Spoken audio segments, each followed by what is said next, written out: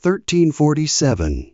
The sea smells briny and thick, and you can hear the faint slap of waves against wood as a few Genoese trading ships drift into the port of Messina. Nothing looks wrong at first, but then you see them, the sailors, slumped, silent. Some are dead, some are dying. All are speckled with black boils the size of walnuts. They moan softly, if they can moan at all, and nobody wants to touch them. You want to believe this is just scurvy, or maybe bad fish. You even wonder if it's just a rumor after all. You've heard wild ones before, but this one comes with a stench, something unnatural, thick like wet copper and old meat. And in the next few hours, the city will come alive not with celebration, but with panic. So before you get comfortable, take a moment to like the video and subscribe, but only if you genuinely enjoy what I do here. And hey, post your location and local time in the comments. I love seeing how far we all stretch across the globe. Now dim the lights, maybe turn on a fan for that soft background hum, and let's ease into tonight's journey together. The port of Messina welcomes the galleys with the usual mix of tired curiosity and economic greed. Merchants crane their necks, stevedores shout, and a priest blesses the arriving vessels from a safe distance. These ships coming from the Crimea should be loaded with spices, fabrics, maybe even stories from the far side of the Black Sea. But all they really bring is death. The sailors on board aren't shouting or unloading. They're barely moving. Several are dead already, stuffed in the lower decks beside chests of spoiled goods and sour-smelling grain. Those still clinging to life have grotesque swellings in their armpits, necks, and groins. Some have bleeding from the mouth and nose. You'd think it was war-wound level trauma, but no, it's just what this thing does to you. The authorities are caught off guard. There's no guidebook for this.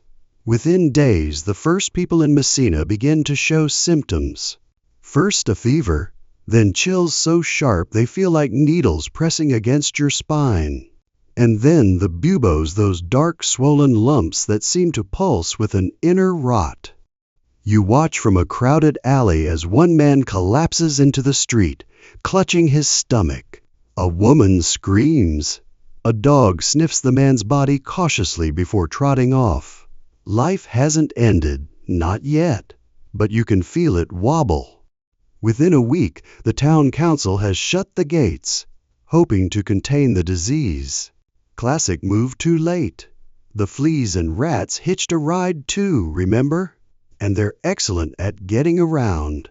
Quarantine doesn't mean much when the carrier is a creature nobody suspects. Historians still argue whether the ships should have been torched on arrival. Some say it would have delayed the spread. Others believe the plague had already leapt ashore before the first anchor dropped. Either way, Sicily is doomed to become the first European domino. There's irony here. If you're in a dark enough mood to appreciate it, the port officials of Messina are trying to protect their city from bad air miasma, as they call it, so they burn incense, hang herbs, and pray in tight circles. It smells like lavender-scented terror. But of course, the real culprits are too small to see and too fast to stop. Meanwhile, the rest of Italy doesn't yet know what's coming. Naples is busy with politics. Rome, as usual, thinks it's immortal. Florence is deep in the Renaissance mood. You're standing on the edge of a flood, and the world's just whistling. A fringe account from the 14th century claims the ships were cursed by a Mongol sorcerer, angry at European meddling in the East. Total myth, of course, or maybe a creative way of explaining what science couldn't yet grasp. But you'll hear a lot of that in the weeks ahead. When people can't understand a disaster, they build stories around it. And sometimes the stories are stickier than the truth. You walk through Messina's winding alleys, past shuttered doors and empty wine shops. It's only been 10 days, but the city feels bruised. Cloths hang over windows. Bells toll not for time but for death. A new rhythm overtakes everything. At the docks, the ships sit idle, like tombs on water. Some are eventually pushed back into the sea with long poles. Legend says one of them floats north, unmanned, ghosting its way up the coast with nothing aboard but rats and shadows. Again, not proven, but wouldn't that make a good painting? As you leave the port and step inland, you start to notice how quickly silence becomes the dominant sound. No bargaining, no music, no gossip, just coughing, and the clatter of wheels carrying another body to the lime pits. The Black Death has arrived, and it is just getting started. You wake up to the sound of church bells again. Not for mass, those have stopped, but for death. Another soul gone, another name whispered into the void. It's been just over a week since the Genoese ships docked in Messina, and now the plague spreads faster than gossip in a monastery. You're not even surprised anymore when someone keels over in the market. You just step back, cover your nose with a damp cloth, and hope your name isn't next. The infection doesn't just stay in the port, it bolts. Like fire licking up dry paper, the sickness races inland. Catania, Palermo, Trapani. From town to town it gallops, riding in the bloodstream of travelers, traders, and terrified relatives fleeing to the countryside. What they don't realize, what you realize too late, is that they're taking the disease with them. Everywhere, people start fleeing each other. You see it in the way neighbors cross themselves as they pass. Families split, sometimes violently. There's a story, probably exaggerated, but haunting, that a mother locked her own sick children in the cellar and bricked up the door. When they cried out for help, she prayed louder. You can't verify it, but you also can't forget it. Doctors start showing up in towns with no real answers, just tools that look like medieval torture kits. They swear by bloodletting cutting veins to balance the humors. You watch a barber surgeon nick a teenager's arm and collect the blood in a wooden bowl. The boy dies anyway, pupils blown wide and mouth foaming. The bowl is reused later that day. Historians still argue whether bloodletting made things worse. Some think it weakened patients already clinging to life by a thread. Others believe it was just a placebo in a hopeless fight. Either way, it becomes part of the grotesque ballet of early plague medicine. By mid-November, Italy is reeling. The Vatican hears rumors and sends out cautious advisories. Meanwhile, the Pope is still safe in Avignon, nervously lighting candles. Sicily, Calabria, and Naples are already collapsing. You see nobles packing their things and escaping to countryside villas, as if wine and fresh air could block a bacterium. The countryside isn't any safer. In fact, it's sometimes worse. Isolated villages think they're immune until one cart rolls in with contaminated grain or a visiting uncle. Then, one by one, people cough, sweat, swell, die. One town reportedly locked its gates completely, forbidding entry or exit. They lasted a month longer than the others. Then someone opened a side gate to retrieve water. Within 2 weeks, the village was gone. Just gone.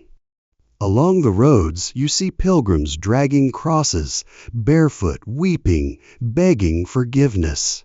Others lash themselves bloody, convinced the plague is God's punishment for sin.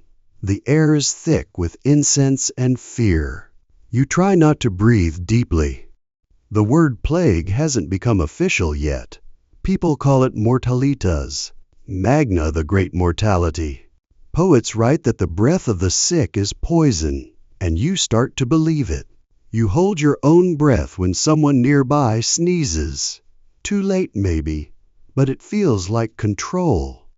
One friar, Fra Michele da Piazza, keeps a record of the chaos in Sicily. He writes that father abandons child, wife her husband, one brother the other. You wonder if he saw it happen firsthand. Maybe he did. Maybe he wrote it by candlelight while listening to the muffled sobs next door. By now, the sickness has entered the bloodstream of Europe, both literally and culturally. It's not just a disease, it's a character in every conversation. Children play plague doctor with sticks and masks. Shopkeepers leave goods on stoops, hoping for coins but expecting silence. Churches stay full not of people but of coffins. One odd little tale keeps cropping up. Supposedly a group of cats and dogs survived in a particular village because the townspeople all fled, leaving the animals behind. The plague didn't touch them. Superstition or coincidence? Hard to say. But suddenly people start watching animals for signs. You see a goat sneeze and someone screams. Meanwhile, the ships don't stop. Genoese merchants, now suspected plague carriers, are banned from ports across the Mediterranean, but there are always back channels. Marseille sees its first infected ship by early 1348. Barcelona follows. Soon it won't matter where the ship comes from. If it floats, people flinch. And here's the kicker. The fleas don't care about borders. The rats don't need passports. They skitter under deck boards, into straw beds, along rafters. You see them more now, fat, fearless, almost smug. You'd kill one if you weren't so tired. Historians still debate the speed of the spread. Some say it was 3 miles a day. Others suggest it leapt in irregular, chaotic bursts. But when you're living through it, it doesn't matter. What matters is that your neighbor is coughing blood, and your baker hasn't opened in days. At night, the streets go quiet, not just peacefully quiet, eerily so. No fiddles, no footsteps, no dogs barking. You hear your own breathing, sharp and shaky.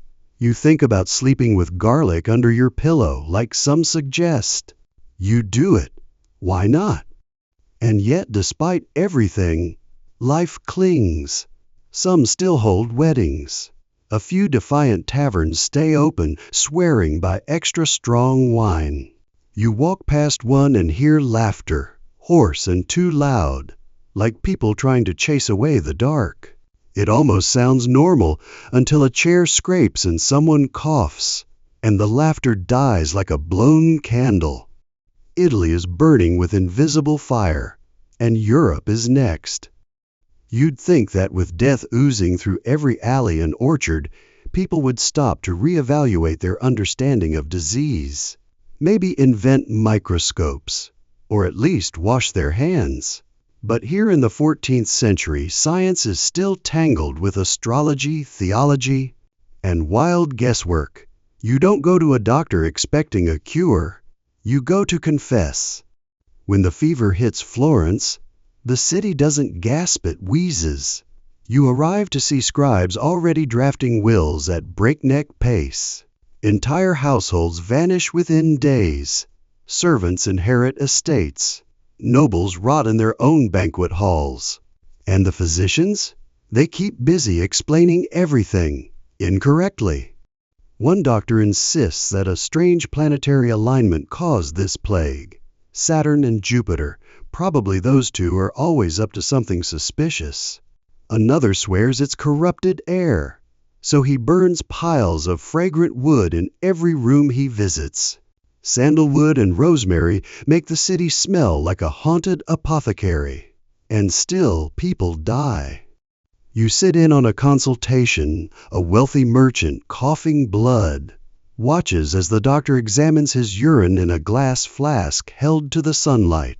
Then the doctor nods solemnly and prescribes crushed emerald mixed with rosewater.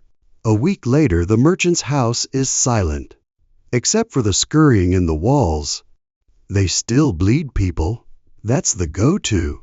You walk through a clinic, if you can call it that, and the floor's sticky from days of bloodletting. There's even a theory that letting blood from the ankle is more purgative than from the elbow. It sounds medieval because it is.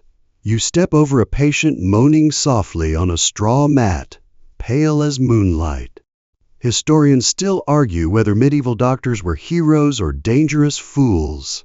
Some truly tried. Others peddled miracle cures made of crushed pearls, rhino horn likely fake, and stale wine. You're not sure which is worse, dying quickly or dying broke and covered in goose fat. Then there's the air. The belief in miasma bad air is everywhere. So people start hanging bundles of herbs from doorways, or carrying pomanders, little metal balls filled with spices and vinegar-soaked cloth. You try it yourself. It smells like potpourri and panic. You hear of one French town where residents wore masks shaped like roses. Supposedly the sweet scent would ward off death. It doesn't. But it makes for oddly beautiful stories. Centuries later, people will think of them as plague masks, stylized, bird-like, eerie. But those iconic beaked masks don't actually appear until later, mostly in Venice. Still, the idea sticks, because fear loves a costume. Down in the streets, the real horror isn't the disease, it's the helplessness. You see parents watching their children die with no idea how to help. A mother sits in a doorway, clutching a boy wrapped in linen. She doesn't cry. She just rocks. Over and over. Like if she rocks long enough, time might roll backward. And because nobody really knows how it spreads, the responses vary wildly. One household locks all doors and windows, surviving only on a stockpile of lentils and wine. Another believes fresh air is the answer, so they host outdoor dances in the garden. Neither strategy works consistently. It's like playing chess with a blindfold while the pieces are on fire. You stop at a tavern one evening, Florentine sun setting red as old blood, and overhear two men arguing whether the Jews poisoned the wells. Your stomach twists. You've heard this lie before. And worse, you know it's gaining traction. Not just here, everywhere. A scapegoat is always easier than an invisible killer. Fringe rumors spread faster than the disease itself. Some say eating crushed sapphire makes you immune. Others claim bathing is dangerous. It opens your pores to bad vapors. You start noticing how everyone's getting grimier. Nobody wants to risk a bath. You try not to think about the smell. Yet even amid this madness, some people keep records. That's how we know today what happened then. A Florentine named Marciandicopo Stefani writes about mass graves and abandoned homes. He notes that every man became his own gravedigger. You can't tell if he wrote out of horror or duty. Maybe both. A fringe tidbit floats your way, supposedly, in a certain convent. The nuns managed to avoid plague by locking themselves in and drinking only wine, no water, no visitors. It might be nonsense, but it sounds like the kind of plan you'd make by candlelight after watching everyone else fail. The universities try to respond. Sort of. In Paris, the medical faculty publishes a long treatise explaining that the plague came from impure vapors, rising from dead fish and planetary misalignment. You'd laugh if you weren't so tired, but they're serious and the king listens. You start to notice something new now. A shift. People aren't just scared. They're angry. Angry at the doctors, at foreigners, at God, at each other. You hear fights in alleyways over nothing. One man accuses another of bringing the plague into the city by eating too many figs. It ends in a knife fight over figs. Florence is unraveling. No one collects taxes. No one tends the gardens. Paintings are left unfinished. Letters undelivered. Time itself feels slowed down, as though the world is holding its breath and can't decide whether to exhale or die. At night you try to sleep, but the coughing next door won't stop. You press your fingers into your ears and whisper prayers you don't even believe in. Somewhere down the street, a cat howls. You remember a joke someone told you yesterday about a man who wore garlic in his pants and still died. You smile for half a second. Then the bells ring again. You leave Florence as winter sets in, hoping the cold will slow the plague, maybe even kill it. But frost doesn't stop rats. It doesn't scare fleas. If anything, it just makes people huddle closer, breathe in tighter circles, share more of their contaminated air. You wrap your cloak around yourself and head north, passing shuttered towns and echoing fields. Nothing moves except crows. In Siena, things are even worse. The city had tried to prepare stockpiled bread, set up quarantine areas, but now its citizens are writing their wills on scraps of parchment. They can't even find enough priests to give last rites. You hear of people being buried without names, just tossed in trenches dug by convicts or desperate volunteers. One man claims his brother dug graves until his hands bled, then climbed into one and died. This is where you first see something strange, people partying. Not everyone, but enough to catch your attention. They call themselves the Compagnia della Morte Company of Death. Their philosophy? If you're going to die, might as well die drunk and singing. You watch them dance through the marketplace, dressed in red and gold, laughing too loud, clinking mugs. One woman throws coins into the air like a child scattering seeds. You wonder if she's free or just broken. The line between those two blurs more every day. Some people turn to religion hard, not the quiet prayers of earlier months, but full-bodied, fervent rituals. The flagellants arrive, barefoot and bleeding, marching from town to town. They sing hymns while whipping themselves raw, convinced that suffering will cleanse the sin that caused this plague. Their chants rattle your bones.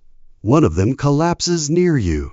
He's so thin you can count each rib like keys on a lute. Historians still argue whether the flagellants helped or worsened the panic. Some towns welcomed them as saviors.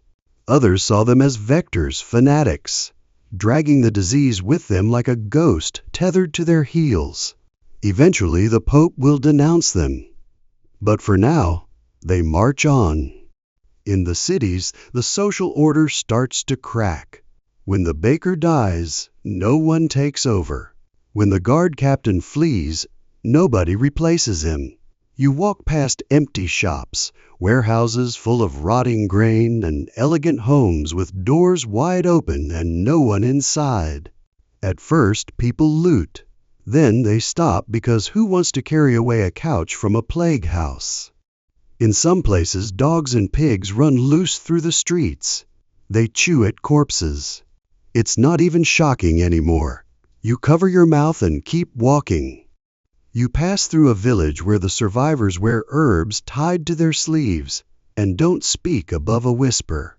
They let you stay one night outside by the fire.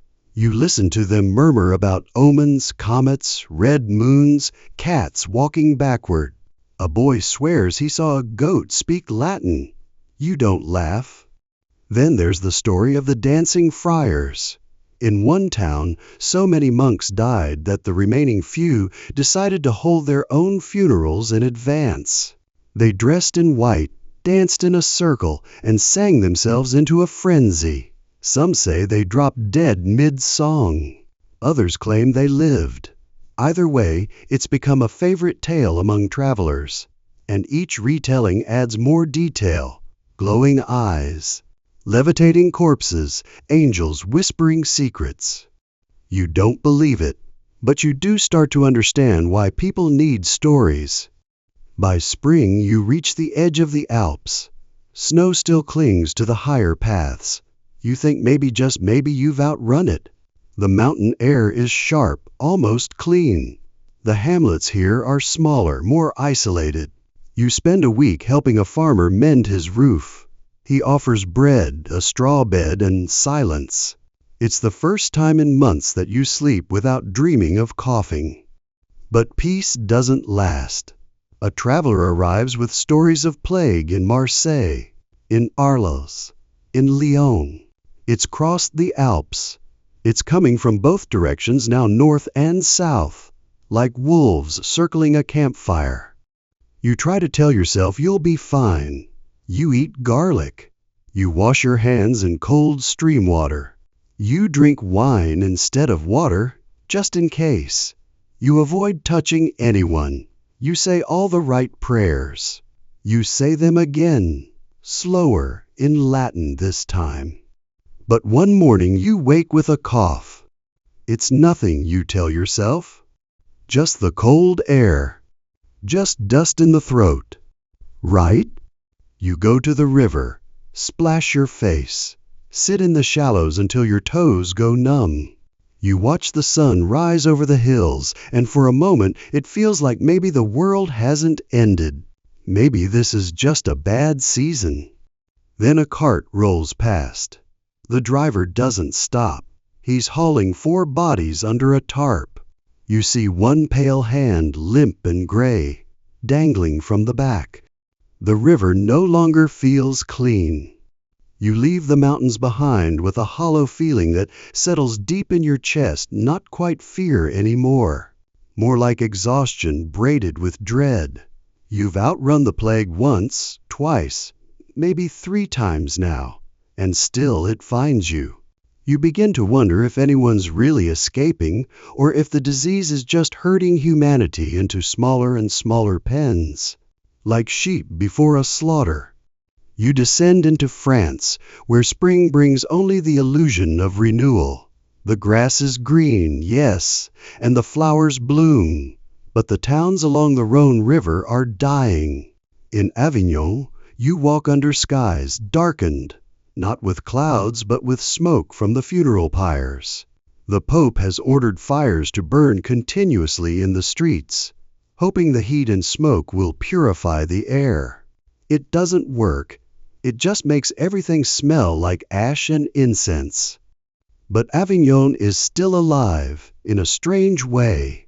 As the seat of the papacy, it hums with desperate theology and bureaucratic ritual. You pass bishops in golden robes, arguing over indulgences, while peasants cough blood on the cathedral steps. The disparity feels obscene. You turn away before your face betrays you. This is also where you first see mass burial walls. Instead of digging endless new graves, workers have started stacking bodies between brick and lime in what were once cellars or chapels. You glance inside one just for a second, and the silence inside is so absolute, so thick, you feel like sound itself has died there. One friar tells you the church has stopped ringing bells for the dead. They'd never stop ringing, he says with a tired shrug. And still people try to explain it. A physician from Montpellier shares a new theory. The plague is caused by poisoned moisture rising from the soil. He gestures dramatically at a swamp, as if that settles it. Later, a local merchant swears to you that only people who eat onions are getting sick. You notice he smells like old turnips and fear. Historians still debate how much medical understanding actually improved during the plague. On one hand, it forced people to observe, to record, to notice patterns. On the other, it entrenched superstition. For every doctor experimenting with quarantine or public hygiene, 10 others are still applying leeches and chanting Latin over bruised corpses. You see a man burying coins in the yard behind his shop. He tells you the plague can travel through money, so he's hiding it to protect others. You nod politely. He also tells you that the stars have shifted and that dogs are more likely to survive than cats. He's very proud of this discovery. You don't correct him. Then come the riots. It starts small. Someone blames a foreign trader for bringing death in his beard. Then another man insists the water in the public fountain has been tainted. Within days, mobs are roaming the streets, dragging out anyone who looks different, who smells foreign, who speaks another tongue. You see homes burned, children screaming, old women beaten with sticks. And then, inevitably, the accusations against the Jews return. In dozens of towns, Strasbourg, Basel, Zurich, you hear the same rumors whispered like ritual, that Jewish communities have poisoned the wells, that they are immune to the disease, that they are agents of some ancient vengeance. You know it's nonsense. You know they're dying too. But fear isn't interested in truth. In Strasbourg, you watch as hundreds of Jews are herded into a wooden structure, locked in and set ablaze. No one intervenes. Some cheer. You can't stop shaking for 3 days. That night you hear a survivor singing quietly in Hebrew outside the ruins. You sit beside him and say nothing. Historians still argue whether the church could have done more to stop the persecutions. Some bishops condemned the violence. Others encouraged it. The papal bull from Avignon denouncing the accusations comes too late, and too many ignore it. You keep moving. You sleep in barns, under trees, once in the loft of an abandoned monastery where vines have claimed the altar. You dream of bones wrapped in ivy. In a small village near Dijon, you find a tavern still open. The owner, a wide-eyed woman with a scar across her cheek, serves you soup and wine. She keeps wiping down the counter even though it's spotless. "We haven't had a death in 6 days," she whispers. That's a record. You nod and sip. The soup is thin but warm. She tells you about a boy in the next town who walked into the square and declared himself the Plague King. He wore a crown made of twigs and commanded everyone to dig their own graves. Most laughed. Some obeyed. You don't laugh. You just finish the soup. In the morning you head west, toward Paris. Along the way you pass an old man who's painted crosses on every tree near his house. He believes it keeps the plague away. You admire the symmetry. Later you hear he died anyway. You begin to notice that people speak more softly now, not just from fear, but as if volume itself could summon death. They avoid eye contact. No one sings. No one whistles. Even the birds seem quieter, as though the world is holding its breath. At sunset one evening, you come across a family picnicking in a field. They've brought bread, cheese, wine. The children laugh and chase each other. For a moment, it feels like a mirage, a flicker of the old world, preserved in amber. You almost cry watching them. Then you notice they're sitting beside 3 fresh graves. The father tells you they're mourning and celebrating at the same time. "We have to," he says. "Otherwise we'll forget who we were." You stay until the stars come out. You don't eat. You just sit there, listening to the laughter, the wind in the grass, and the unbearable beauty of a family pretending, for one more hour, that they're still whole. By the time you reach Paris, the city is already buckling. It's quieter than you remember, not empty, just subdued. Fewer bells, fewer carts, fewer people calling out in the streets. The market near the Seine still operates technically, but half the stalls are shuttered, the other half manned by pale-eyed vendors who glance over their shoulders too often. You don't linger. You pass the Sorbonne, where once bright-eyed students and robed professors debated theology and Aristotle. Now its gates are closed. The windows above are dark, dusty. A flyer flaps against the wall. Some lecture that never happened. You wonder how many brilliant minds are buried beneath this city. Now how many questions they took with them. One surviving physician, thin as a reed and wrapped in furs, despite the summer heat, tells you he's identified 5 types of plague. The swelling kind, the coughing kind, the sudden death kind, he explains, counting on his fingers. And 2 more I can't describe without weeping. He laughs after that, a strange, brittle laugh that makes you step back.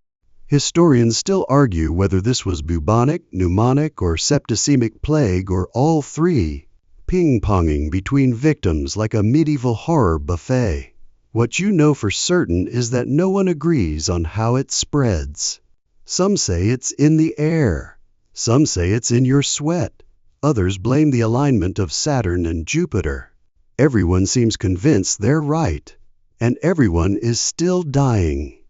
One quirky theory you hear? That loud noises can shatter the plague's hold, so some Parisians have taken to setting off fireworks, ringing bells, even firing small cannons in the night. At first it feels festive. Then you realize they're lighting these explosions outside hospitals and quarantine zones. The screams that follow don't sound like celebration. In a noble quarter, you glimpse a strange sight.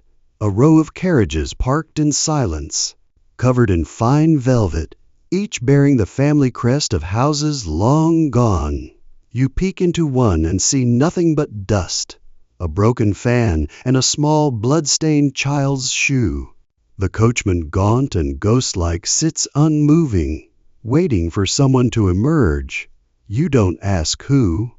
You learn to avoid the bridges. Too many bodies are dumped there. Too many desperate people trying to escape the city by water, many of whom don't make it past the docks. The Seine moves sluggishly beneath you, dark and bloated. Someone once told you rivers cleanse. Now it just carries things away.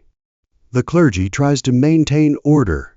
You attend a mass where the priest, wearing a damp cloth over his mouth, delivers the sermon from 30 feet away. He talks of hope, of endurance, then collapses before the final blessing. 2 altar boys drag him away.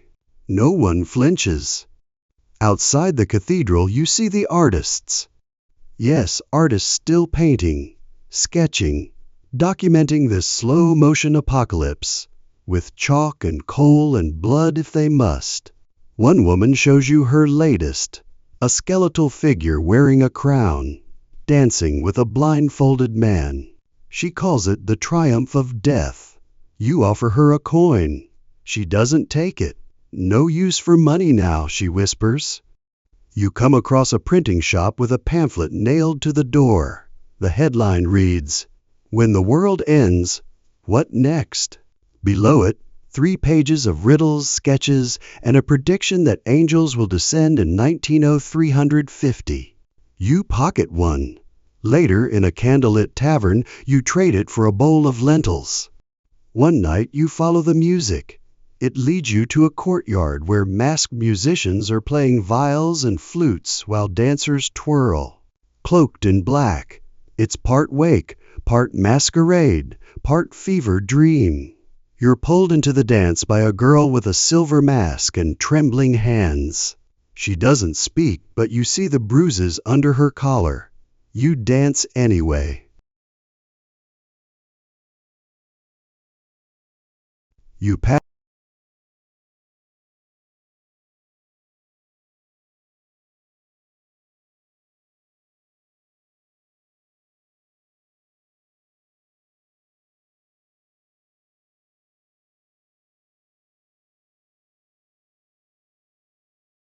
into the dance by the music stops. You turn to thank her, but she's gone. Her mask lies in the grass. Paris begins to smell like vinegar and smoke. People scrub their thresholds with rose water, hang garlic from their windows, burn cedar and pine. Anything to fight the rot. Doctors in beaked masks appear, their robes stiff with wax, their eyes unreadable through glass. Children call them crows. They carry sticks to prod at patients from a distance. You can't tell whether they're healers or undertakers anymore. One of them tells you to sleep with a cut onion by your bed. It absorbs the miasma, he says. You try it. The next morning the onion's still whole, and your dreams were worse than usual. In the Latin Quarter, you meet a bookseller who's still open. His shelves are half empty, but he offers you a book of plague poetry compiled by a monk who died mid-verse. You leaf through it. One line reads, When the bells fall silent, the stars will hum. You don't know what it means, but it stays with you. Eventually you climb the hill to Montmartre. The air is clearer up there. From the top you look out over the city Paris, broken and beautiful, glowing under a setting sun. The towers cast long shadows. Smoke curls like lazy fingers from chimneys and pyres alike. It hits you then not just the scale of loss, but the terrifying truth that this might not end, that this could be how things are now, forever. And still you go back down. You help load a wagon of bodies. You scrub a sick man's floor. You teach a child how to tie a cloth over his face. You keep moving, keep doing, because what else is there? You don't cry. Not anymore. You just breathe and step and pray that this day won't be the one that takes you. You head north. The road from Paris is thick with hoofprints and footprints, but not many living bodies. It's a strange kind of busy ghost, busy. You see overturned carts, rotting apples spilling into ditches, abandoned shoes, a cradle resting alone beside a milestone. It's as if people vanished mid-step, mid-sentence, mid-life. You pass through villages that are nothing but silence. No smoke from chimneys, no dogs barking, no crows cawing, just wind. Once you spot a woman sitting in a doorway, brushing her hair. She doesn't look at you. Her hands move slowly, steadily, like she's forgotten how to do anything else. You say hello. She doesn't answer. You move on. It's in Rouen that the bodies start piling higher than the walls. There, a desperate city council has hired grave diggers on rotating shifts, though most quit within hours. You watch a man dig for 7 straight hours before collapsing into the trench. He's buried where he falls. To keep things orderly, the locals start numbering the dead with charcoal marks on their feet. You see someone scrawl 127 on a girl no older than 10. The man doing it doesn't blink. He's just trying to make it to sundown. By now, the stench is a character in its own right. It clings to your clothes, seeps into your tongue, crawls behind your eyes. You've stopped noticing it until you see someone retching behind a cart and remember, oh, right, this isn't normal. In Rouen's town square, you witness a new ritual, the Hope Hour. Every day at dusk, people gather in silence. They light a single candle, pass it hand to hand, and then extinguish it together. No prayers, no speeches, just that moment. One small glow shared and surrendered. A friar explains it to you. It's not about light, he says. It's about the pause, the part where we all breathe. Historians still argue whether these grassroots rituals, little acts of mourning and unity, were more psychologically useful than the official church responses. You suspect they were. They feel real in a way golden altars never have. By midsummer, the plague has reached England. You cross the channel in a fishing boat, captained by a man who insists garlic in your socks will keep you safe. He hands you a clove as you board. You take it. It's the kindest thing anyone's done for you in weeks. The crossing is quiet. The sky is bruised with clouds, and the water looks like melted pewter. As the cliffs of Dover rise ahead, you brace yourself, new country, same death. You step ashore and it already feels familiar. The first town you reach is nearly deserted. You see children playing in the mud, their cheeks hollow, their laughter forced. Their mother watches from a doorway, her hands wringing a damp cloth. She doesn't ask where you've come from. She just nods once and disappears back inside. In Canterbury, the cathedral bells toll every hour now. Not for prayer, just to mark time. You learn the monks have stopped naming the dead aloud during services. It takes too long. They read initials instead. AGT, a pause. then more initials. You pass a field outside the city filled with crude stone markers, each carved with a single word, gone. No names, just that. In London, the city is swollen with fear. Here, the plague isn't creeping, it's crashing through the gates. You see men throwing their own furniture into the Thames, convinced their chairs or rugs brought illness. A barber stands at a street corner, offering cures that include boiled frogs and prayers, whispered through a pig's ear. You don't stop to ask for details. London Bridge is packed with people crossing in both directions, some fleeing, some returning. All of them coughing, muttering, praying. You spot a sign nailed to the stone. God cleanse this bridge. Underneath it, someone scribbled, and hurry. In Southwark, a group of children puts on a play about the plague. They wear bedsheets as robes and smear jam on their faces to mimic the sores. You watch in a stunned silence as one of them falls mid-performance and doesn't get up. The rest keep going. The show must go on. Historians still debate whether these public performances, grim and childish as they were, helped people process the horror, or if they were just the last reflex of a society trying not to drown in grief. You lean toward the latter. You find shelter in an alehouse that's been repurposed as a hospice. The barkeep is now a nurse, his apron stained with herbs and blood. He lets you stay in the loft. That night you listen to the moans below and try to count the seconds between them. When you reach 30, there's a scream, then silence, then footsteps, then just the wind again. The next morning you walk to the Thames and watch a small boat drift past, unmanned, carrying 3 bodies wrapped in linen. One arm sticks out, waving slowly with the tide. You can't help but wave back. And still people endure. You see a baker leave loaves on windowsills for anyone too afraid to shop. A seamstress mends blankets for orphans. A boy with one eye plays flute on the corner, his hat full of dried petals instead of coins. You keep walking, keep watching. One night, you meet a man outside an inn, carving stars into the wood frame with a knife. He tells you each star is for someone he's lost. There are too many stars for one man, but he just keeps carving.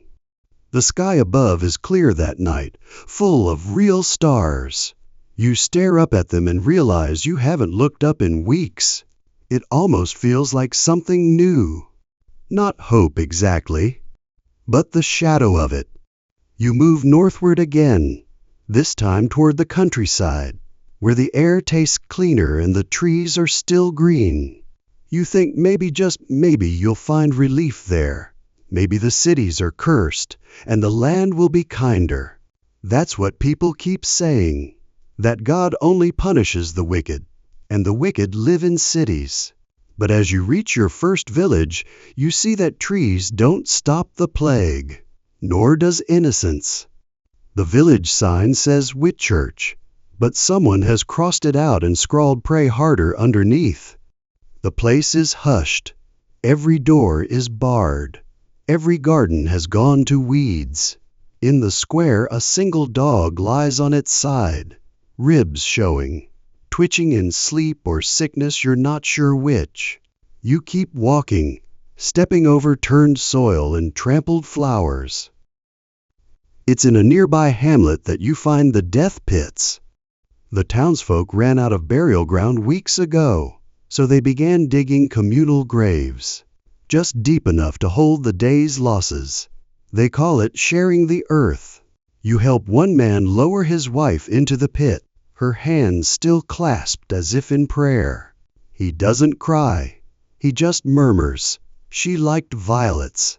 Then he hands you a trowel and joins in digging the next. You ask if they've had help from the church. He laughs, a short, broken sound. "The priest died last Tuesday," he says. "His replacement left the moment he arrived. Said the devil lived in our wells." You stay the night in an old barn, surrounded by hay and silence. In the loft above you, a young woman hums lullabies to a bundle that doesn't move. She sings until she falls asleep. You don't ask what's wrapped in the blanket, you already know. Outside, the owls have returned. At first, their hoots feel eerie, then oddly comforting. At least something alive is watching. The next day, you pass a field where scarecrows have been dressed in armor. Real helmets. Rusted swords tied to wooden limbs. Someone thought the plague might be scared off by soldiers. Or maybe they were trying to scare off God. You meet a shepherd tending to empty pastures. His flock was culled weeks ago, some sick, some starved, all gone. Still, he walks the field every morning, calling them by name. Elsie, he shouts into the mist. Bramble, come on now. He waves his crook and smiles like they might appear. You don't have the heart to correct him. Historians still argue whether rural communities suffered less than cities. The numbers say yes, but stories like these whisper otherwise. Maybe their deaths were quieter, slower, but the grief? Just as sharp. In one village, a widow invites you to dinner. You sit at a long table with 13 empty seats. She serves you stew and talks to the air as if it's filled with guests. She pours wine into goblets no one lifts. When she asks you to say grace, you do. Bless the food, you say. Bless the silence. After the meal, she gives you a hand-stitched cloth. For your face, she says, so you can breathe easier. It smells like lavender. You carry it for days.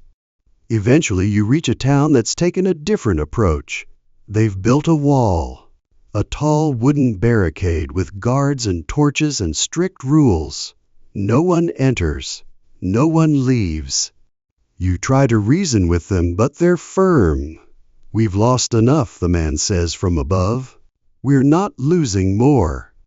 You ask what happens if someone gets sick inside. The woman next to him shrugs. We let God sort that out. A week later, you pass by again. The wall has fallen. So have they. You begin to see strange things. A man walking backward, reciting psalms in Latin. A woman painting symbols on trees, circles, crosses, a single eye. She tells you they're for the watchers. You don't ask who those are. You sleep one night beside a monastery. The monks won't open the gates but lower you bread in a basket. It's fresh. It tastes like forgiveness. They sing at dawn, soft, echoing chants that sound like mourning and hope stitched together. You lie awake and listen. For once you feel a little human again. By now you've learned not to trust any rumors about safety. A merchant you meet swears the plague hasn't touched Scotland. 2 days later, you meet a Scotsman digging a grave for his brother. You're told the Isle of Man is untouched. Then you see a boat from there drifting ashore, filled with corpses and birds. You're told animals can't catch it. Then you see a line of dead cats outside a manor. You're told it spares children. Then you carry one to her grave. You're told it spares priests. Then you find a chapel full of bones. So now you just stop asking. You stop hoping for safe. Instead, you look for less bad. You reach the Lake District. Rolling hills, soft grass, low mist. It's stunning. Beautiful enough to break your heart. You meet a man who's built a bench overlooking a quiet valley. He invites you to sit. You do. My wife loved this view, he says. Said it looked like God hadn't finished painting it. You nod. You sit for a while. You stay longer than you expected. When you rise, he gives you a stone. For weight, he says. So you remember to stay grounded. You carry it in your pocket. It becomes your only possession. That night, you dream of green hills and clean wind, and a world where people aren't afraid to touch one another. You wake up with tears on your cheeks and the sound of birds. Actual birds. You almost smile. You keep going, though your feet are blistered and the soles of your shoes have begun to peel. It doesn't matter. Walking is the only thing that feels certain anymore. Every step forward says, I'm still here. You pass into Wales, where the mist hangs low and the mountains loom like sleeping beasts. The language shifts melodic, winding, ancient. You understand little, but the grief is the same. A funeral is a funeral in every tongue. In a small stone village nestled against a hill, you watch men carry a coffin shaped like a cradle. The mother follows behind, bareheaded, clutching a wooden toy lamb. When she passes, everyone bows their heads not in prayer, but in apology. Here, funerals have become acts of resistance. The villagers insist on burying each person separately, even if it means digging all night. Every soul deserves a bed, an old man tells you, wiping soil from his brow. You offer to help. He hands you a spade without a word. That night you sleep beside the graves, under a sky so clear you count stars until sleep takes you. When you wake, there's frost on your boots and a note tucked under your hand. Go in peace, stranger. You are not alone. It's signed with a symbol, a circle pierced by an arrow. You don't know what it means, but it feels like a promise. You make your way toward Chester. A rumor says a healer there has found something, a way to fight the pestilence. You know better than to believe it, but still you go. Along the way, you meet others on the same trail, a midwife, a friar with no robes, a farmer who hasn't spoken in weeks. You walk together in silence. Sometimes that's enough. Chester, when you arrive, is locked down tight, guards at every gate. They let you in only after soaking your clothes in vinegar and asking if you've been near any goats. You lie. You say no. Inside, the healer is real, but she's no miracle worker. She's a woman in her 50s, with hands like old bark and eyes that miss nothing. Her home smells of time, smoke, and despair. You watch as she grinds dried mint into a powder, mixes it with honey, and rubs it on a boy's gums. It won't cure him, she says, but it might help him sleep. She lets you stay for 3 days. In return, you fetch water, chop herbs, and write letters for the dying. You learn that no one asks for gold or land. They ask for forgiveness, or for their mothers, or sometimes just for someone to hold their hand. The friar you traveled with dies on the 2nd day. The healer cries as she washes him. He sang while he boiled nettles, she tells you. He said it kept the bad spirits confused. Historians still argue whether these grassroots healers saved lives or just comforted the doomed. You've seen enough to think maybe those are the same thing. Before you leave, the healer gives you a pouch of dried rosemary. For memory, she says, yours, theirs, all of it. You carry it next to the stone.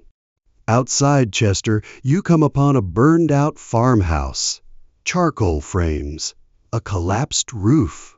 You find a message scrawled in soot on what remains of the door. We lit the fire before the sickness could. It takes you a long time to walk away from that. The road north becomes harder. More hills, more wind, more nothing. You pass places that don't even have names anymore, just smudges on old maps, echoes of where people once lived. Every so often you see signs nailed to trees, turn back, plague ahead, no mercy for strangers. But no one's there to enforce them. In a crumbling chapel atop a hill, you find something unexpected, music. A girl with wild curls plays a fiddle by the altar. She doesn't stop when you enter, just keeps playing, her foot tapping against a pew, her eyes closed. When she finishes, she says, They said music was sinful now, that it invites death. You ask if she believes that. She shrugs. It's already invited.